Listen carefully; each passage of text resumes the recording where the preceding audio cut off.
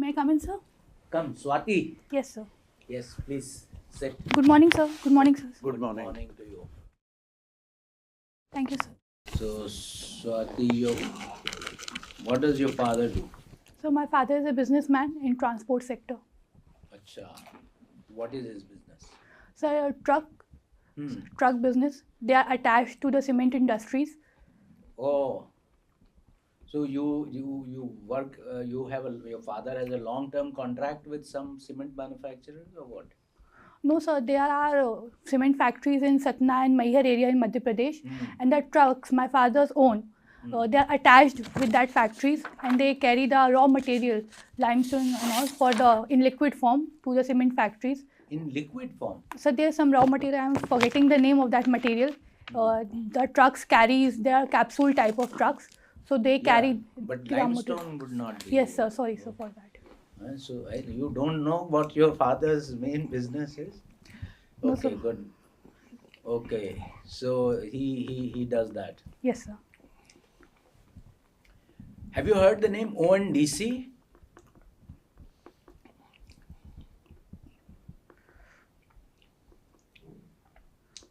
Digital commerce. It has something to do with digital commerce? Yes, sir. Open network for digital commerce. It aims to create an integrated system for e-commerce to eliminate from the platform-centric model to end the monopoly of some e-commerce companies that are there in India, and to promote a fair and competitive behavior, and to promote the small entrepreneurs and the kirana stores. Now evaluate this model for me.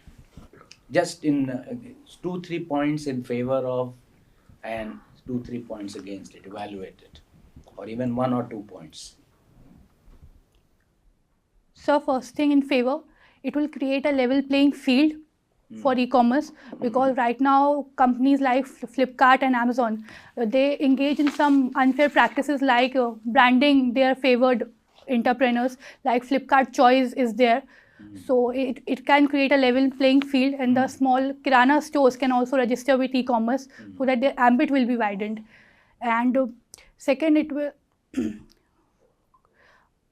And so for disadvantage, I think the small retailers will find it difficult to register because it is a new system. So for awareness generation, there is an issue. Before implementing, we should create awareness so that people can know about it. So, and second thing is a quality also an issue. If the small retailers will not provide the quality products, people will not switch to ONDC and they will continue with the other e-commerce platforms. So if you see the small kirana merchant, who is his competitor? Is he competing with Amazon? Or what is his unique? How is he surviving even now with all this? He is still surviving. How?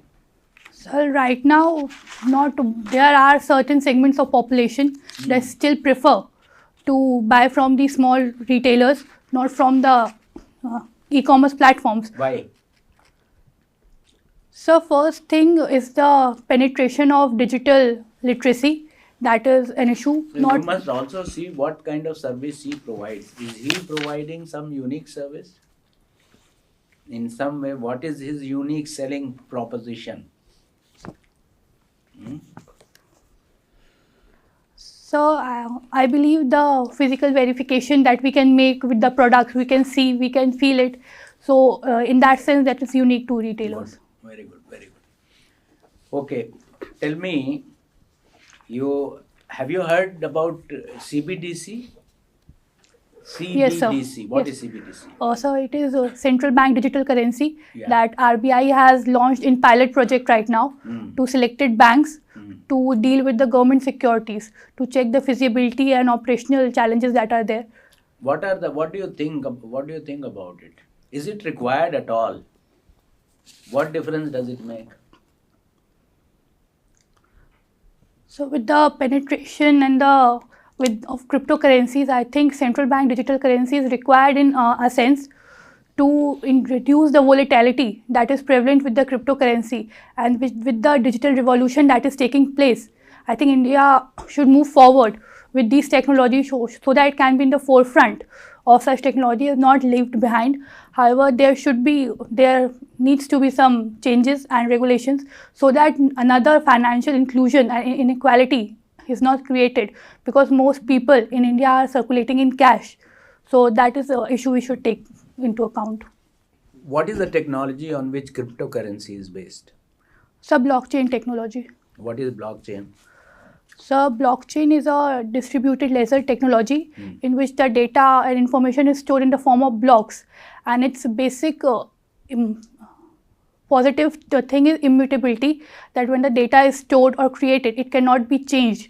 So that is secure perspective. Can you give me some examples of its application in administration? So storage of confidential files can be an application of blockchain in administration, and second, smart contracts can also be used from blockchain technology. Okay, at district level, as collector. At district level, what application can be there of blockchain technology? You may not have the wherewithal, but maybe if you have the wherewithal, what can be done? So first thing is the storage of the documents of citizens, birth certificates, domicile certificates, that can be done through blockchain technology. Birth and death register. Yes, sir. Yes, good. What else? That's a good thing. What else? So Land records. Yes, sir. The digitalization of land records. Very important to make sure that there is no mutation taking place without authorization. Yes, sir.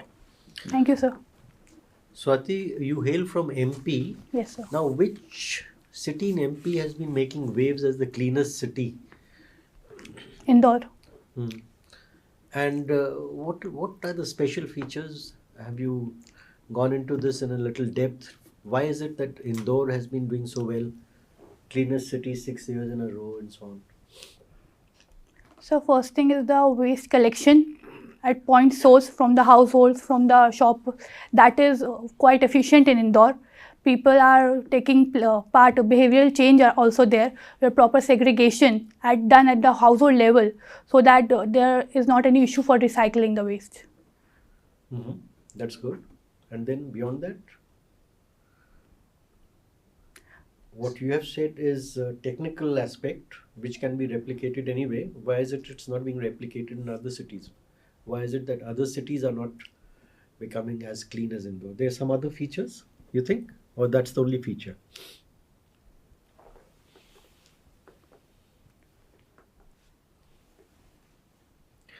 Sorry, sir, I am unable to recall it right now. I will read. These days there are a lot of debates which are taking place on the topic that the IAS has failed the nation. Would you be in agreement, or if you are in disagreement, what is your opinion on this? So I don't agree that IAS has failed the nation, first of all, because in my opinion, IAS is a very key pillar in the administration, and it is the grassroots level. It deals with the people. It's a linkage between the executive, political executive, and the people. So I don't think it has failed the nation. There are certain issues. I believe that there are certain issues which needs to be resolved. What are these issues? So first thing is the corruption issues that are there, and second is leveraging the use of ICT, training properly the newly recruited, and also a mid-service training is lacking, so that no, that's incorrect factually. Mid-service training is not lacking. So with the new technology and like ICT, in that sense I was saying. You need to look into it at greater depth. Huh? Okay, sir. Badminton, I'm glad to see that you have an interest in badminton. So last year, the Indian men's team, what did they accomplish which has never been accomplished before? I'm sure you would have followed that. Yes, sir. So they have won the Thomas Cup, which is the oldest and the most prestigious tournament in badminton. So first time we have won Thomas Cup. Very good. Now, PV Sindhu, she also has accomplished something which no other badminton player in India has accomplished. And I'm talking in terms of Olympics. Can you tell me what? So she is the first badminton player to have won 2 Olympic medals consecutively. In 2016 Rio, she won silver medal, and in 2022 in Tokyo Olympics, Olympics, she won bronze medal.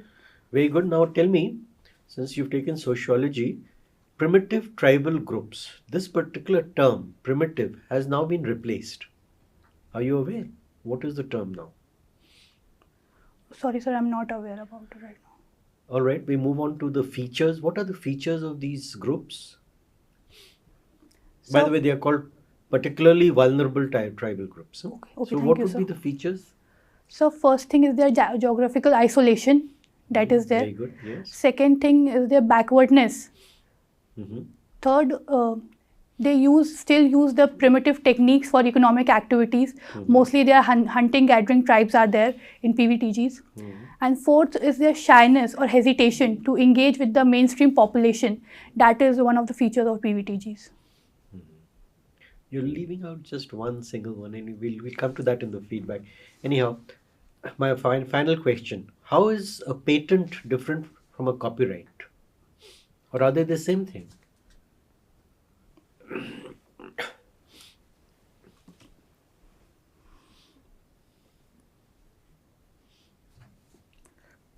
So they are two different things, patent and copyright.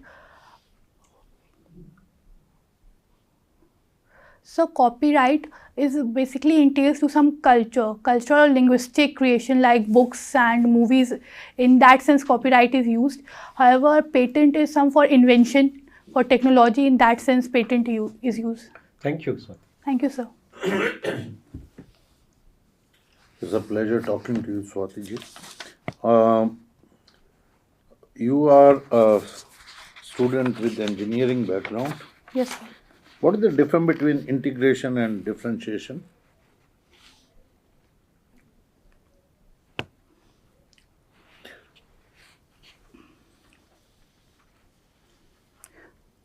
So integration is basically combining things and taking a holistic approach. Right. And differentiation is dividing further and reaching to the minimum of something. That is differentiation. Okay. Your father, as you said, is from the transportation sector. Yes. Is it covered under GST?